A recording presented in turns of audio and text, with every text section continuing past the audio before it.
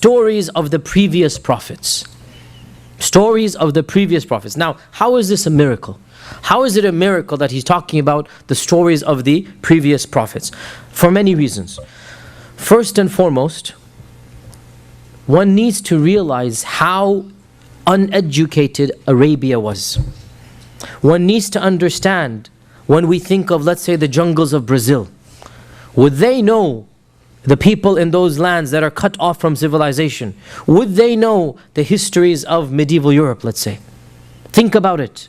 That, of course, the problem now is you have the internet. When I imagine, and even by the way, those tribes don't have the internet. But I'm just imagine that you didn't have these means of communication, these means of connectivity, and you came across a civilization cut off from all others, and they know the histories of all other civilizations. Even the names of the Abrahamic prophets, the Judeo-Christian prophets, were not known to the Arabs. Why should they? Why should they know the stories of Yusuf and Yaqub? Why should they care about Ishaq? Why should that branch was unrelated to them? They preserved Ibrahim and Ismail, yes, right? But Ishaq onwards is irrelevant to them. Is that not correct, right? They have no idea. They have vague idea of Isa, but that's it. They don't know anything. And that is why when the Quraysh went to Medina and they said, give us some test quiz questions, one of the questions was, ask him about Yusuf and his brothers. Remember we did the whole tafsir of Yusuf. Ask him about, because who knows Joseph and his brothers? There was not a single library in all of Mecca, in all of Arabia. The Bible had not yet been translated into Arabic. Imagine this, right? There's not a single library in the entire peninsula. In the whole city of Mecca, less than 5 or 10 people can read and write. Even if they can read and write, there is no Bible to read. If they could even acquire it. Imagine all of this, right? In the middle of this environment, an unlettered shepherd with no education begins telling the detailed stories of the biblical flood, of Adam and Hawa, which was not something the Arabs cared about, of Ishaq and Yaqub and Yusuf, of Isa, of Musa. Look at how many stories of Musa in the Quran. And Allah mentions in the Quran, مَا كُنْتَ تَعْلَمُهَا أَنْتَ وَلَا قَوْمُكَ مِنْ قَبْلِ هَذَا. Neither you nor your people knew these stories before this Quran came down. And of the most interesting, tangible, if you like, evidences for this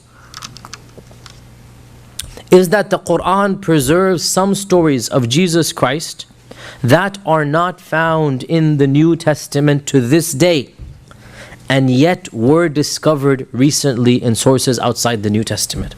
And I will give you some concrete examples.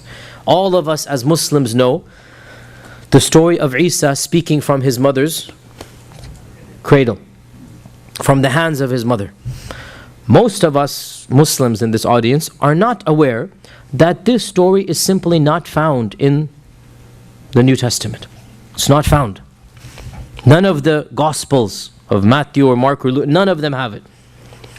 Also, all of us as Muslims know that the Quran mentions in 3 occasions the story of Isa and the birds blowing into it and they becoming real birds. Again, you will be surprised as Muslims to know that this story is simply not mentioned in the canonical Christian Gospels. It's not found. And for the longest times, Christians would ridicule. Look at these Muslims, they have these weird and bizarre stories. Around 150 years ago, in Egypt, a interesting monastery was discovered in the desert. And in it there was the body of a monk from the 4th century CE, before the coming of Islam. 4th century CE. And the body of this monk belonged to a sect of Christianity that was lost, it's gone. And in the scrolls, sorry, not the scrolls, in the, what do you call it, the coffin, there were scrolls. That's what I meant to say. Multiple scrolls. And these scrolls contained gospels that are beyond the 4 canonical gospels. You guys following this? Of them is a gospel. Now you should know that Constantine and others in 325 CE, they basically got rid of all of the other gospels. There were lots of gospels, and Constantine ordered these four to be chosen. Others later after him, it's not just Constantine, but later. And these four became the canonical, all the rest were destroyed. And to this day, most of them are destroyed. Once in a while we come across something from the ancient times. This was one of the most significant discoveries in the 1870, I think. Some like basically last 19th century, 150 years ago.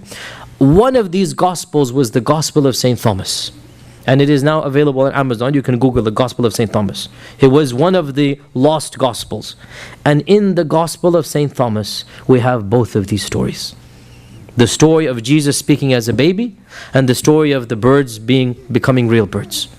And it is amazing that for literally 13 centuries, these stories were not known to any Christian community.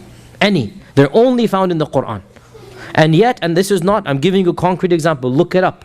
Go look, buy the book, the Gospel of St. Thomas. Purchase it, read it for yourself. And you find these two stories are not found in the actual canonical Gospels, and yet they are found in the Gospel of St. Thomas. And as Allah says in the Quran, you were not there, you didn't know it, your people did not know it, but Allah gave you this wahi. And this is clearly a miracle of the Prophet sallallahu alaihi wasallam.